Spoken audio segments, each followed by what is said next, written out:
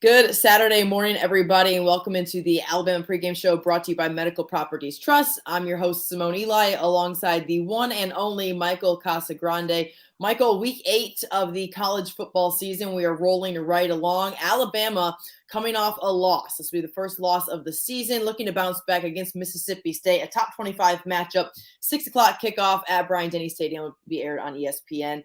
Michael, when you look at this matchup, what's the first thing that kind of stands out to you with Alabama coming off of this loss to Tennessee? Yeah, I mean, it has to be their defense and how they respond against an offense that likes to throw the ball. Clearly was the issue at Tennessee. They've handled Mississippi State pretty well under Mike Leach. The 2 seasons he's been there, they've allowed 0 touchdowns in those 2 games. But they did put up some yardage a year ago. I think 300 passing yards, kept them out of the end zone, 3 field goals, and a 49-9 win. But yeah, I think that might be an example of Mississippi State learning what Mississippi State learning what Tennessee did right. If they can implement any of those things, if they can scheme in certain ways to free up receivers the way they got Jalen Hyatt open a week ago, obviously for 5 touchdowns and 6 catches. So that'll be the thing that I'm watching to see if Mississippi State can adjust in a way that Tennessee took advantage of.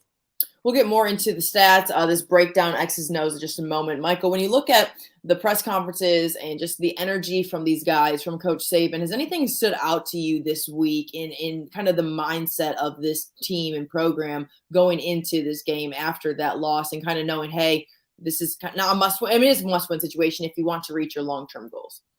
Yeah, it's been interesting to hear Nick Saban talk about fun and wanting to have fun. It's sort of his counteraction to the players talking about the anxiety of going into Tennessee, and Will Anderson talking about that on Monday, trying to maybe distill it back to it's more the core of what college football is and what football is to them, and to take the anxiety out of it to make it a fun exercise. And it's been interesting to hear Nick Saban talk a lot about fun this week. Just the mindset was clearly off to begin the game. Falling down 28-10, that one of the worst offensive possessions maybe in the history of football, backing up to the 2-yard line. So it was an interesting day for them. And then, the way they responded to come back and almost win the game, that there's 2 sides to that coin. Yeah, and speaking of responding, last year when Alabama lost to Texas A&M on that last-second field goal, they went on to beat Mississippi State pretty significantly in the next game. So poor Mississippi State a little bit, having to deal with another Alabama loss. They get the tie the next week. What did you see last year in the response from Alabama to play against Mississippi State and kind of say, okay, hey, we have to tighten up, buckle things up a little bit after losing Texas A&M last year? Yeah, I mean, you saw Will Anderson come out and record 4 sacks, most of them against former Alabama reserve offensive lineman Scott Lashley at Mississippi State. So I think you saw an angry defense. You saw an angry Will Anderson come out and really take it out on Will Rogers, the quarterback. He threw 3 interceptions, one of them returned for a touchdown by Jordan Battle. So it was a very sharp-looking team. I remember thinking in Starkville that Saturday night last year in October. Offensively, they hit a couple big plays. I think Jameson Williams had 1 or 2 big touchdown passes. Brian Robinson, I think, had a long one. So it was a pretty complete win, I thought, coming out of that game. It was exactly what people would have wanted to see as a response to a loss where they were not sharp. I mean, I've made this comparison all week.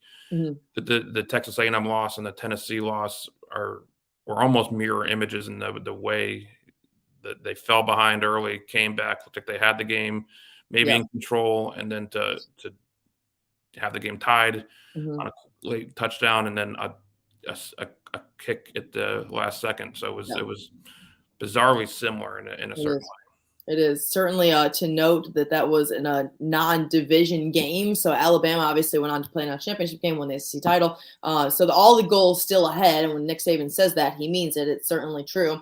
When you look at things that need to be cleaned up and maybe some distractions, Michael, they talk about this 24-hour rule Alabama does, but it seems like this loss, at least when it comes to social media, fans, national media. It just seems like it's lingered a little bit. There's been a lot of things kind of come out in the wash, so to speak, over the last couple of days. Let's first talk about Jermaine Burton and that situation. Is that something that is in the minds of these players, obviously in the locker room? I mean, you can't ignore it. I mean, it's certainly something they're having to deal with. How have you seen that throughout this week maybe play a role in preparation for another game? I mean, it's a good question because we really haven't been around much to see the preparation. Or I was at SEC basketball media days Wednesday, so I wasn't even around to the program on Wednesday. So it's a good question, and what exactly will be the punishment? Will you see him tonight?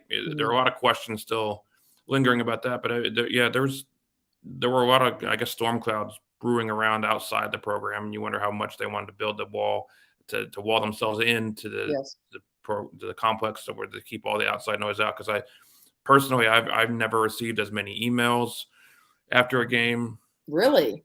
angry fan emails about all.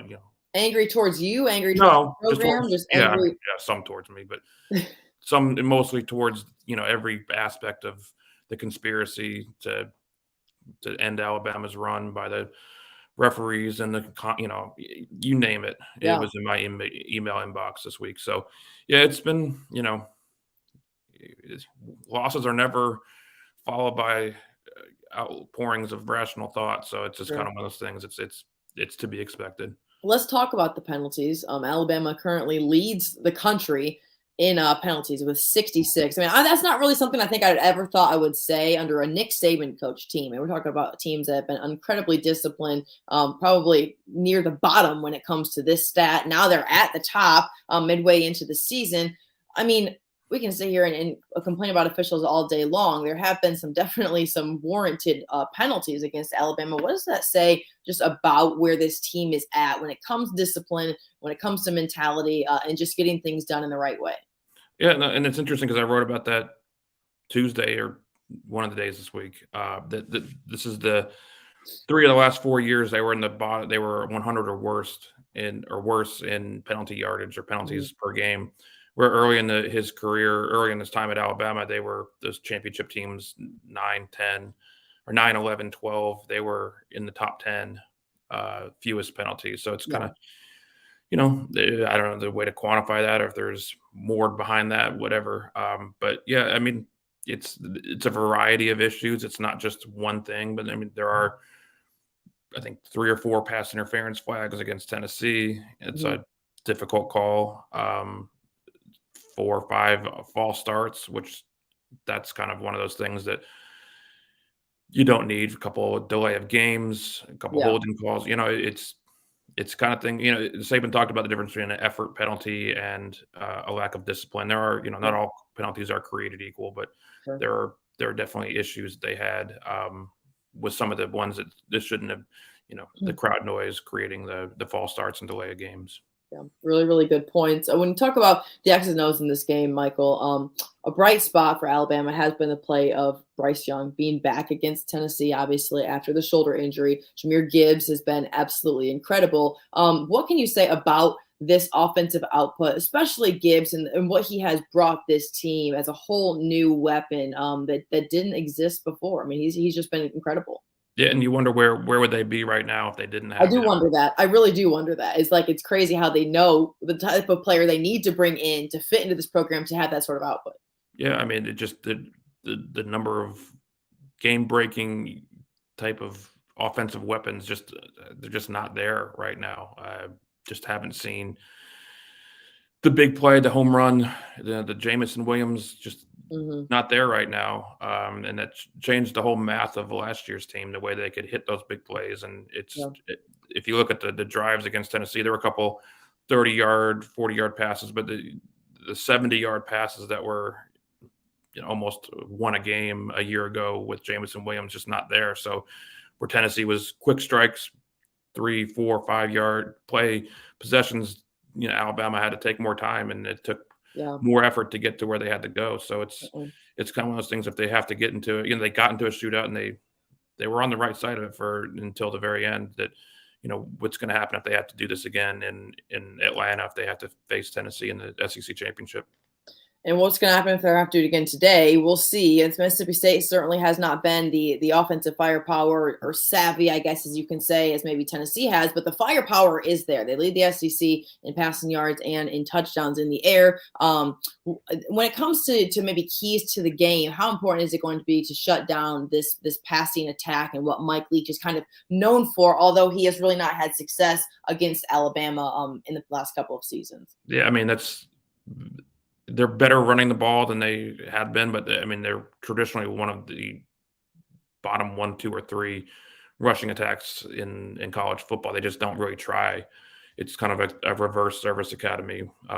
Sure. They throw the ball a very high percentage of the time. So if you can stop that, then I mean that's Yeah. kind of the whole ball game right there. So Yeah. they are a little bit better this year. They're 100 and the 100 teens as opposed to 120s in FBS for rushing the ball. They had a few 100-yard games, so there's a little bit more balance there. But you're not going to get beat by Mississippi State because they lined up and ran the ball down your throat. Yep. If you're just tuned in, this is the Alabama Pregame Show brought to you by Medical Properties Trust. Michael Casagrande. I'm Simone Eli. Kickoff today at Bryant-Denny Stadium at 6 o'clock between Alabama and Mississippi State. This is a top 25 matchup. The Tide looking to bounce back after last week's loss in Knoxville. When you look around the league, Michael, I'm pulling up the games right now. Across the state, Auburn is off. As for Tennessee, out of conference, Ole Miss, LSU is the 2:30 CBS game. Texas A&M, South Carolina tonight. It seems like this is kind of the part of the season where things start to really take shape in both divisions. Who's going to separate themselves? Because losses right now, this late in the year, is really when you get to that point where, like, hey, you start to see what your playoff picture looks like, what your postseason starts to look like. Yeah, I mean, it's not the sexiest of schedule. The teams are the bye weeks are really starting to come in to come into play. Auburn off. Tennessee effectively has a bye. They're playing Tennessee Martin. So yeah, the Ole Miss LSU, that's a game to watch. LSU didn't really put up much of a fight against Tennessee 2 weeks ago, but Ole Miss is the team that they're the only undefeated team in the SEC West. Alabama's loss being on the East doesn't really. They're effectively undefeated in the division where they need to be. So an Ole Miss loss. All things are pointing towards that Ole Miss game in November. I think November 12th as being if both teams can make it through to that point, that will effectively be the decider. Alabama goes into the bye week after this game. You got to imagine that Nick Saban is harping on, hey, guys, let's get things done. Let's clean it up. The penalties, just the defensive discipline going into that bye. So you feel a little bit better going into the break to clean things up where you're not having to focus so much on not necessarily a loss, but you know how Nick Saban wants to play to the caliber that he knows his teams are capable of. And should they walk away from this game with a win, but despite not playing well, that's probably something that he'll be harping on. I agree. Thank you, Michael. Guys, this game, 6 o'clock at Bryant-Denny Stadium. Alabama will look to bounce back against Mississippi State, Mike Leach and company, and their passing attack. Thank you so much for tuning into the Alabama Pregame Show brought to you by Medical Properties Trust. For Michael Casagrande, I'm Simone Eli. Y'all have a great college football season.